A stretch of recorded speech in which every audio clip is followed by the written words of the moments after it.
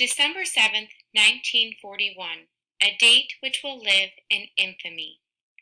Perhaps you have heard this quote in relation to the Japanese attack on Pearl Harbor, and perhaps you have heard it elsewhere.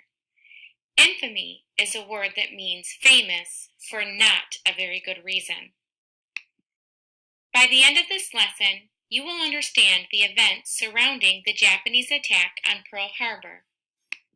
You should also be able to answer whether or not Japan infringed on any of the 4 American freedoms, and whether or not the United States was forced to enter World War II after the attack on Pearl Harbor. You may use your printed slide note sheets in order to take additional notes if you wish. Key concepts will be highlighted in yellow, while key vocabulary will be highlighted in red font. As this video moves along, be sure to stop and answer the stop and think questions along the way. After World War I, Germany was looking to recover some of their military power and economic strength, which were lost as a result of very severe war reparations for their instigating activities in World War I. Germany sought to do this by again creating disharmony and discord against their European neighbors, and they began sinking British warships in the Atlantic. As a result, Great Britain moved their ships into colonial territories in the Pacific. Asia and Japan also wanted to join the industrialized modern world. Japan believed by exercising their military might, they would gain respect on the world stage and also hopefully increase their economic strength. Japan saw this opportunity for European vulnerability, and they began moving their military into the territories that were belonging to the European countries. This was a threatening move made by Japan to the European countries that were already facing a German aggressor. Cleverly, Asian Japan formed an alliance with European Italy and European Germany called the Axis powers. The Axis powers would become a notorious and threatening alliance in World War II. It is important to note that Japan is a nation of islands in the Pacific Ocean. Most islands rely on the mainland in order to import goods such as food, materials, and other resources necessary for survival. The United States chose to show their unhappiness about Japan's recent expansion and decided to block the sale of strategic materials from the United States to Japan. Strategic materials are materials that are used for war, such as airplane fuel, scrap iron, and other materials used for war. This move by the United States made it very clear to Japan that they had no interest in allowing Japan to get involved in these recent problems that were happening in Europe. The United States had no intention of again getting involved in another world conflict because remember, our nation was also recovering from very serious economic, military, and human losses after being involved in a great war. The U.S. chose to indirectly become involved by lending and leasing weapons to China to fight Japan. This became known as Lend-Lease-Aid. Despite this continued opposition, Japan continues to advance into British territories, posing a great threat to the empire. The United States chooses to become even tougher on Japan and begins to severely restrict necessary materials, such as oil shipments to Japan, unless they agree to retreat from British territory. Restricting oil shipments is even tougher than reducing strategic materials such as airplane fuel, because oil shipments will directly impact the common folks of Japan.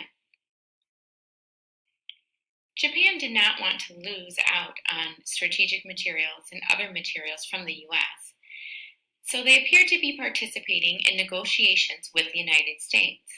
However, in the meantime, they sent out 6 aircraft carriers, 2 battleships, and other warships for the U.S. territory of Hawaii. It's important to note that Hawaii was not a U.S. state yet, but it was still considered a strategic, important territory held by the United States, and Hawaii's Pearl Harbor Naval Base contained a lot of American citizens and service people living there. Amidst all of this movement by Japan, the United States intelligence breaks Japanese communication code, and they learn that Japan is preparing to go to war against the U.S. At this time, United States intelligence had no information that Hawaii would be a target. Hawaii is foolishly left open as a wide open target without adequate protection. By the time U.S. intelligence learns that Japan is heading straight for Hawaii, there is no time to communicate all the way to Washington that help is needed, and it is needed immediately. The Japanese attack on Pearl Harbor Naval Base in Hawaii was the greatest and deadliest military attack on American soil. This attack is distinguished from the attacks on September 11, 2001, because it was carried out by a sovereign nation, not by a group of organized terrorists who did not belong to one single nation. Though both attacks were equally horrific and equally surprising for all of America. It is important to note that radar and other technology in 1941 was nowhere near as great as it is today. Nevertheless, at 7:02 a.m., American radar picks up Japanese planes moving towards Oahu. Unfortunately, they are mistakenly believed to be American planes. At 7:53 a.m. on December 7, 1941, the first assault wave hits. This assault targets airfields and battleships. A second wave of attacks hits other ships and shipyard facilities. These targets were chosen to incapacitate Pearl Harbor's military capabilities. This incredible assault lasts until 9:45 a.m. Pearl Harbor Naval Base was destroyed. 8 American battleships are damaged, with 4 of them sunk. 9 other vessels are lost, along with 188 aircraft. During this firefight, the Japanese lose only 27 planes and 5 small submarines. Among the sunken battleships was the mighty USS Arizona. This battleship was sunk in the waters off of Honolulu, Hawaii.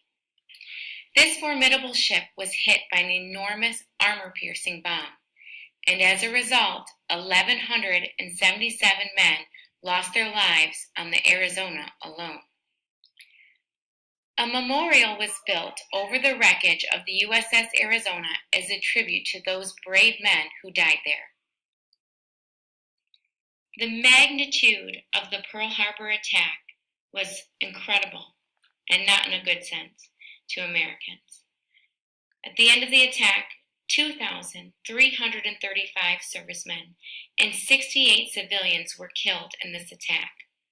1,178 were wounded. These losses were heavily on then-President Franklin D. Roosevelt and the rest of America. As we humans usually do after a huge tragedy, the first question we ask is, how did this happen? It is thought that the U.S. communication system was not as effective as it thought it was. Additionally, no single commander was left in charge at the base to organize the counterattack. This led to even more confusion. Also, leaders argued and disagreed, thinking that an attack on Pearl Harbor was unlikely, so they left it pretty much undefended. Additionally, leaders believed that if an attack did come, there would be an attack by sea, not an air raid, because Japan was so geographically far away. Pearl Harbor stationed its ships surrounding the base to defend a sea attack, not an air raid. Well, here it was. Should the United States again involve itself in another world war? The United States strategically tried to only limitedly be involved in the affairs of Europe and Asia during these recent conflicts. However, this recent attack on Pearl Harbor pretty much left President Roosevelt with no choice but to ask Congress to declare war on Japan. According to the U.S. Constitution, the President of the United States may not declare war on another country. Only Congress can do that. So President Roosevelt delivered a very famous speech asking Congress to declare war on Japan to defend the United States' freedoms. The United States Senate voted unanimously in favor of war, while the United States House of Representatives voted 388 to 1 in favor of war. The lone dissenting vote belonged to Representative Jeannette Rankin, the first woman elected to Congress and a dedicated pacifist. Representative Rankin's vote was no surprise because she ran on a platform of pacifism. Being a pacifist means that no matter the circumstance, you are morally opposed to war. Despite the lone dissenting vote, Congress had the numbers to declare war on Japan, and suddenly the United States was now involved in World War II.